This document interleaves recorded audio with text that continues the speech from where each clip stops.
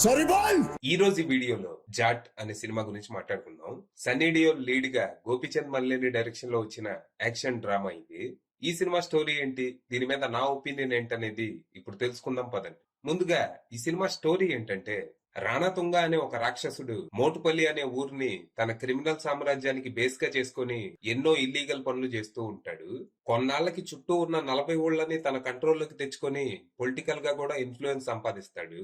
దాంతో తన అరాచకాలకి అడ్డు అదుపు లేకుండా పోతది. తను చేసేది తప్పని ఎవరైనా చెబితే వాళ్ళ తలకాయలు నరికి తీసుకొని వెళ్తూ అక్కడి ప్రజలని భయభ్రాంతులకు గురి చేస్తూ ఉంటాడు. ఇలాంటి రాక్షస రాజ్యంలోకి ఓ రోజు అనుకోకుండా మన హీరో అడుగు పెడతాడు. మనోడు ఎటో వెళ్తూ దారిలో ఆకలిస్తే మోటుపల్లి దగ్గర ఒక దాబాలో ఆగుతాడు. అక్కడ ఇడ్లీ విషయంలో మన హీరోకి రాణాతుంగ మనుషులకి మధ్య గొడవ అయింది. సారీ చెప్పు, నా దారిని నేను పోతా అని మన హీరో వాళ్ళని అడిగితే వాళ్ళు దొబ్బేమంటారు. అసలే కొంచెం తిక్కలోడైన మన హీరో ఇప్పుడు ఇక్కడ ఎవడో ఒకడు నాకు సారీ చెప్తే గాని నేను కదలని భీష్మించి కూర్చుంటాడు. అంతేకాకుండా సారీ చెప్పని వాళ్ళందరినీ చావగొడతాడు. అలా మన హీరోకి రాణాతుంగకి మధ్య గొడవ చిలికి చిలికి గాలివానలా మారుతుంది. ముందు సారీ కోసమే గొడవ మొదలైనా తర్వాత రాణాతుంగ అక్కడ చేస్తున్న అరాచకాలు చూసి మన హీరో అక్కడి ప్రజలకి అండగా నిలబడతాడు.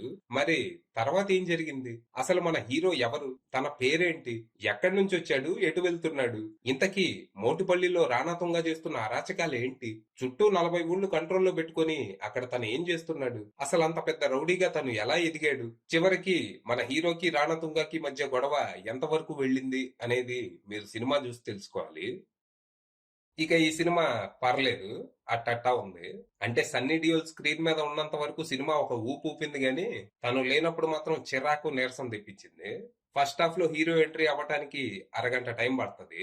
అంటే ఈ కథ ఒక్క రోజులో జరుగుతుంది. పొద్దున్నే హీరోకి విలన్ కి గొడవ మొదలయ్యి మళ్ళీ నెక్స్ట్ డే పొద్దునకి ముగుస్తుంది. సో హీరో రాకముందే అసలు కథ ఏంటి, ఆ ప్రపంచం ఏంటి, అక్కడ సమస్య ఏంటి అనేది మనకి పరిచయం చేస్తారు. అయితే ఆ ప్రపంచం గాని అక్కడ సమస్యలు గాని చాలా రొటీన్ గా ఉంటాయి, మనం ఎన్నోసార్లు చూసినవే. అలాగే ఇందులో ఉన్నది రొటీన్ విలన్ కాదని తనకేదో పెద్ద బ్యాక్ స్టోరీ పెట్టి తనకు లక్ష్యం ఉందని చూపించే ప్రయత్నం అయితే ఏదో చేశారు గాని చూపించిన విధానం పరమ రొటీన్ గా ఉండటంతో ఉపయోగం లేకుండా పోయింది. ఇక వన్స్ హీరో ఎంట్రీ అయ్యాక సినిమాకి మంచి ఊపు వస్తుంది. తన దారిన తను పోయేవాడిని అనవసరంగా రాణాతుంగ మనుషులు గెలుకుతారు.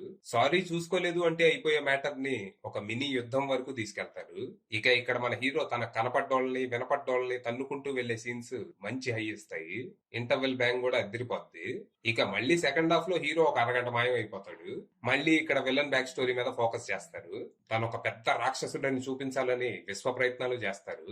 అంటే ఇక్కడ హీరోని భయంకరమైన బలవంతుడని చూపిస్తారు. ఓ చేత్తో 100 మందిని ఇంకో చేత్తో 100 మందిని నరుకుతాడు అన్నట్టు. సో విలన్ ని కూడా అంతే పవర్ఫుల్ గా చూపించాలని ఏదో ట్రై చేస్తారు. కానీ ఏ దశలో కూడా తను హీరోని ఢీకొట్టి నిలబడగలడు అని అనిపించదు. చూడటానికి విలన్ గా రణదీప్ కూడా బానే ఉన్నా తన క్యారెక్టర్ మాత్రం చాలా వీక్ ఉంటది. ఇక సెకండ్ హాఫ్ లో హీరో గురించి విలన్ గురించి కొన్ని ట్విస్టులు రివీల్ అవుతాయి. అయితే అవి సర్ప్రైజింగ్ గా గానీ ఎక్సైటింగ్ గా గానీ అస్సలు ఉండవు, చాలా రొటీన్ ట్విస్ట్లే. ఇక క్లైమాక్స్ కూడా రొటీన్ గానే ముగుస్తుంది.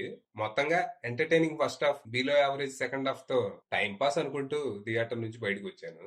ఈ సినిమాని గోపీచంద్ మల్లేని ముందు రవితేజతో తీయాలనుకుని తర్వాత మనసు మార్చుకుని సన్నీ డియోల్ తో చేశారనే టాక్ ఉంది. సినిమాలో కొన్ని డైలాగ్స్ వింటే అది నిజమే అనిపిస్తది. రవితేజని దృష్టిలో పెట్టుకుని రాసినట్టు ఉంటాయి అవి.